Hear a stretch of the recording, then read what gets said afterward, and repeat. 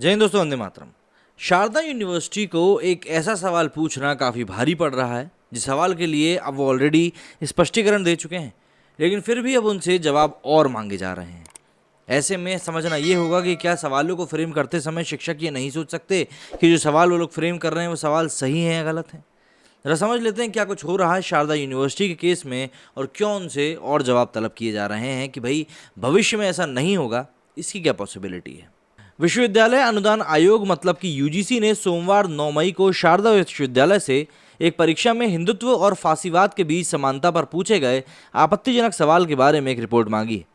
Media reports के अनुसार उच्च शिक्षा नियामक द हायर एजुकेशन रेगुलेटर ने ग्रेटर नोएडा स्थित निजी विश्वविद्यालय को विस्तृत कार्रवाई रिपोर्ट में ये बताने के लिए कहा है कि फ्यूचर में ऐसी घटनाएं ना हो, ये सुनिश्चित करने के लिए उसने आखिर क्या कदम उठाए हैं। यूजीसी ने शारदा विश्वविद्यालय को लिखे पत्र में कहा है कि यह देखा गया है कि छात्रों ने सवाल पर आपत्ति जताई और विश्वविद्यालय में शिकायत दर्ज कराई। कहने की जरूरत नहीं है कि छात्रों से इस तरह का सवाल पूछना हमारे देश की भावना और लोकाचार के खिलाफ है, जो समावेशिता और एकरूपता के लिए जाना जाता है, और इसीलिए इस तरह के सवाल नहीं पूछे जाने चाहिए। बीए फर्स्ट ईयर का पेपर राजनीतिक विज्ञान मतलब कि ऑनर्स के प्रश्न पत्र में सवालों में हिंदुत्व फासीवाद के बारे में पूछा गया था। 7 अंक के सवाल में पूछा गया था कि क्या आप फासीवाद, नाजीवाद या फिर हिंदू दक्षिणपंथी के बीच कोई समानता पाते हैं? तर्कों के साथ विस्तृत में बताएं। बता दें कि यह विवादित प्रश्न पत्र सोशल मीडिया प्लेटफॉर्म पर वायरल होने के बाद बवाल मच गया था।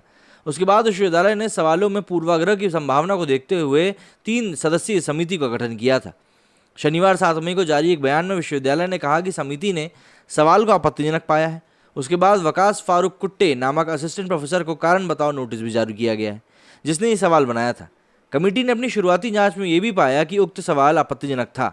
वहीं ये भी फैसला लिया गया कि कॉपी की जांच और मार्किंग के समय इस सवाल को नज़रअंदाज किया जाएगा और इसके मार्क्स पर कोई असर नहीं पड़ेगा।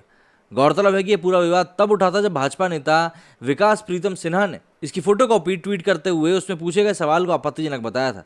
ये सवाल प्रश्न पत्र बीए के प्रथम वर्ष में राजनीतिक विज्ञान के साल 2021-22 सत्र का था। विकास प्रीतम के मुताबिक पेपर को कथित रूप से एक मुस्लिम शिक्षक ने बनाया था, तो वहां पर इस तरह का सवाल पूछा जाना किसी को भी आश्चर्यजनक नहीं लगा। लेकिन हालांकि कॉलेज ने जो इंटरनल एक समिति बनाई थी उसको भी ये सब चीज़ें आपत्तिजनक ली और उनको लेकर अप्रोप्रिएट एक्शन लिया ही गया। लेकिन अब यूजीसी भी इस मामले में घुस गई है और उनका ये सीधे सीधा पूछना है कि भैया भविष्य में ऐसा नहीं होगा, इस बारे में आप क्या कुछ कर रहे हैं, इस बारे में हमको जानकारी दीजिए। इसी को लेकर एक पूरी रिपोर्ट मांगी गई है।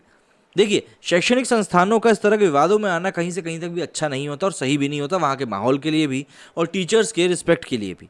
लेकिन टीचर्स को भी ये चीज़ समझनी चाहिए कि जब वो सवालों का चयन करें तो सवालों का इस तरह से चयन करें कि वो किसी को भी बुरे ना लगे। मेरे स्टूडियो फिलहाल इतना ही। जय हिंद, जय भारत।